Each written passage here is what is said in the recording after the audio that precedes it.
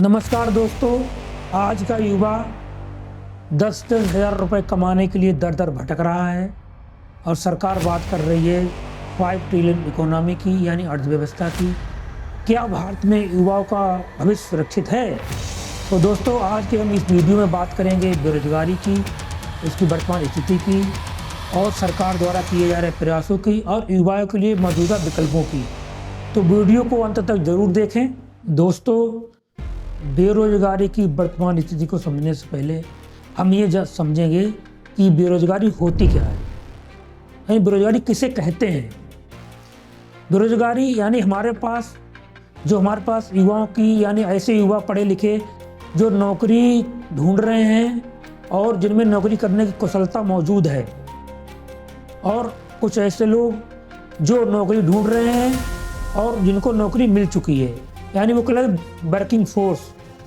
नौकरी ढूंढ रहे हैं और नौकरी जिनको मिल गई, यानी जॉब जिनको मिल गई है, वो वर्किंग फोर्स में आ जाते हैं।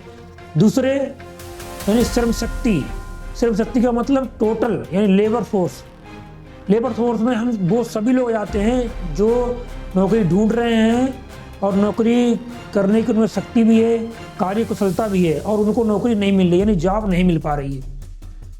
इस तरह से हम देखेंगे कि जो बेरोजगार है, यानी वो ऐसे लोग जो नौकरी ढूंढ रहे हैं और नौकरी नहीं मिल पा रही है, वो लोग बेरोजगार हो जाते हैं, यानी बेरोजगार कहलाती है बेरोजगारी।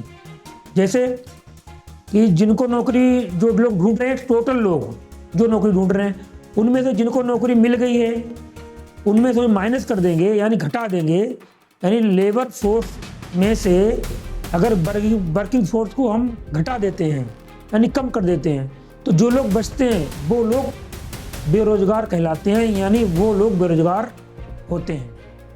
अब हम बात करेंगे बेरोजगारी की वर्तमान स्थिति और उसके कारणों की। तो भारत में बेरोजगारी की जो वर्तमान स्थिति बहुत चिंताजनक है। हाल ही के आंकड़ों के अनुसार जो बेरोजगारी की दर है भारत में वो 7.2% है, और जो युवा के लिए एक चिंता का विषय बना हुआ है। यानी जो रोज़गार नहीं मिल रहा है युवाओं को, युवा नौकरी के लिए तलाश में जो तैयारी कर रहे हैं, प्रतियोगिता परीक्षाओं की जो तैयारी कर रहे हैं, उनके लिए बहुत बड़ा मुद्दा बनता जा रहा है बेरोजगारी। और हम बात करेंगे कारणों की। सबसे बड़ा कारण है आर्थिक विकास की धीमी गति। यानी आर्थिक विकास जो गति है वो सरकारी आंकड़ों के अनुसार कुछ और है, और रियलिटी में जो ग्राउंड पे दिखाई पड़ रही है वो बहुत धीमी गति दिखाई पड़ रही है। दूसरी जो एक और कारण है, जो एक और वजह है, वो है शिक्षा व्यवस्था, यानी शिक्षा प्रणाली की भी कमी के कारण ये जो बेरोजगारी की दर बढ़ती हुई जा रही है। और सबसे बड़े तीसरे कारण की अगर बात की जाए तो वो है ऑटोमेशन, यानी मशीनीकरण। या दूसरा है AI, यानी आर्टिफिशियल इंटेलिजेंस। ये जो तीसरा कारण है, ये भी युवाओं के लिए जो रोजगार के अवसर खा जा रहा है, यानी उनके कम कर रहा है। इसकी वजह से भी युवा बेरोजगार होते जा रहे हैं। तो साथियों, अभी हमने कारणों की बात की थी, अब हम बात करेंगे इसके समाधान की, यानी युवा क्या करें और सरकार को क्या प्रयास करने चाहिए। इससे पहले हम बात करेंगे युवाओं की। जो हमारा देश का युवा है, यानी जो शिक्षित होकर सरकारी नौकरियों की तैयारी करने के लिए अपना समय देती है, वो युवा जिसे नौकरी नहीं मिलती है, वो 1 साल 2 साल 3 साल तैयारी करता है, फिर वैकेंसी नहीं आती है। वैकेंसी आती भी हैं तो अधिकांश वैकेंसी न्यायालय की शरण में पहुंच जाती है, यानी पूरी तरह से वो वैकेंसी फुलफिल नहीं हो पाती, उसमें बहुत समय व्यतीत हो रहा है। तो ऐसे क्या करना चाहिए, यानी सरकार को ऐसा क्या करना चाहिए, यानी क्या प्रयास करने चाहिए जिससे बेरोजगारी की दर घट सके, यानी युवाओं को रोजगार समय से उपलब्ध हो सके। देखो, ये भारत ऐसा देश है जहाँ के, यानी बच्चों के अभिभावक, यानी उनके माता पिता, वो चाहते हैं उनके बच्चे सरकारी नौकरी करें, यानी सरकारी नौकरियों का अभी भी बहुत क्रेज है। जबकि अच्छी कंपनियां हैं, प्राइवेट कंपनियां भी अच्छे रोजगार देती हैं, यानी अच्छा वेतन भी देती हैं, फिर भी युवाओं का जो झुकाव है वो सरकारी नौकरियों की तरफ ज़्यादा रहता है। तो हम ये यहाँ पे समझेंगे कि सरकार कौन कौन से प्रयास कर रही है।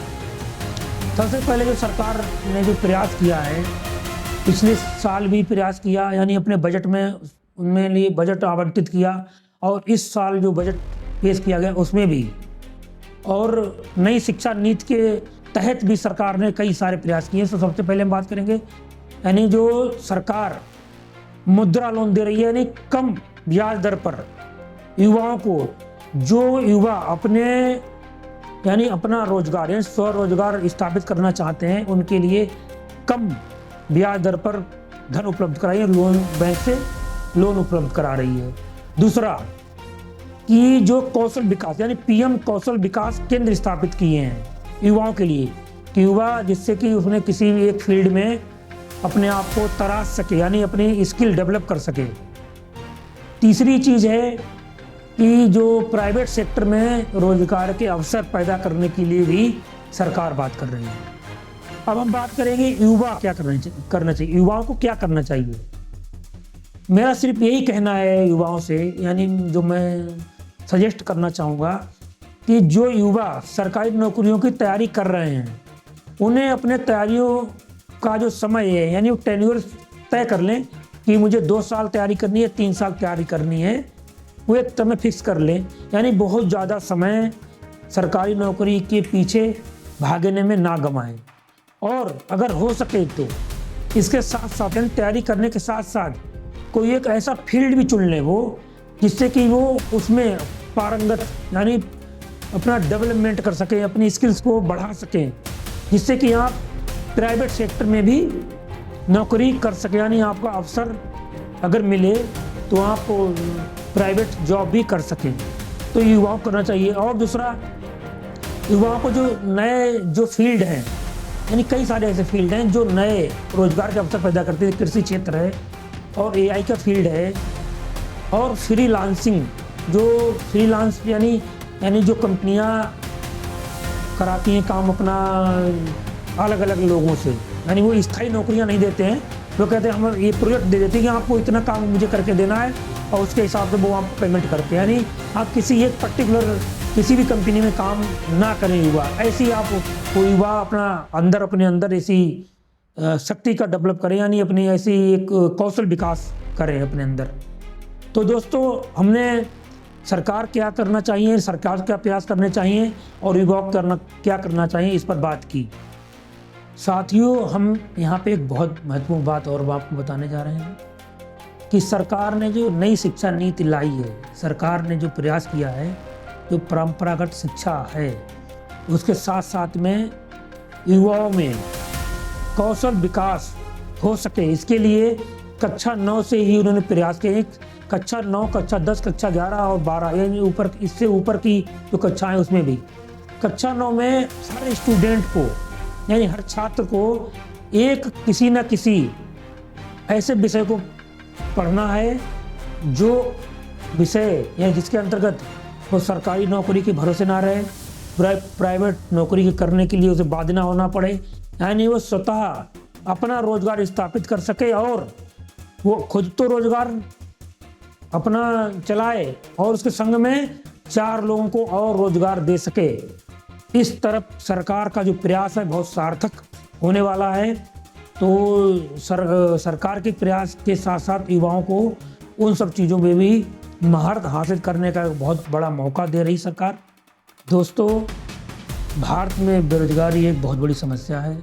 हमने आपको पॉइंट बाई पॉइंट यानी हर एंगल से बताने का प्रयास किया है कि बेरोजगारी के कारण, उनकी समस्याएं, उनके निदान कैसे हो सकता है, यानी बेरोजगारी का निदान कैसे किया जा सकता है, युवाओं को क्या करना चाहिए, सरकार को क्या प्रयास करने चाहिए।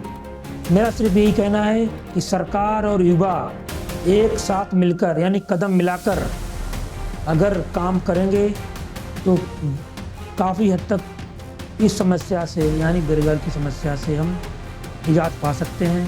साथियों, यहाँ पे एक बात और हम कहना चाहते हैं कि देश में यानी चाहे केंद्र की सरकार हो या राज्य की सरकार हो, यानी किसी पार्टी की सरकार हो, किसी पर्टिकुलर किसी हम एक पार्टी का नाम नहीं लेना चाहेंगे, पार्टी कोई भी हो, वो रोज़गार देने की तो बात करेगी, पर हम यानी आज का युवा यानी हमारे जो लोग हैं यानी देश की जनता है, वो ये ना सोचे कि सरकार आएगी तो 100% यानी 100% रोज़गार देगी। हमें बिल्कुल ऐसे उनके भरोसे नहीं रहना है। हमें अपने अंदर ऐसे स्किल्स डेवलप करना है जिससे कि हमारे जो भरण पोषण हो सके, हमारे बच्चों को अच्छी शिक्षा दीक्षा हो सके, हम अच्छा मकान बनवा सकें, हम रहन सहन अपना अच्छा कर सकें, यानी सरकार की सरकारी नौकरियों के भरोसे बिल्कुल ना रहें। तो साथियों, बेरोजगारी के बारे में आपकी क्या राय है? कमेंट बॉक्स में आकर अवश्य बताएं, अपनी राय बताएं। हम आपकी राय को अगले वीडियो में रखेंगे, उनके ऊपर बात करेंगे। बने रहिए हमारे साथ, तब तक के लिए बहुत बहुत धन्यवाद।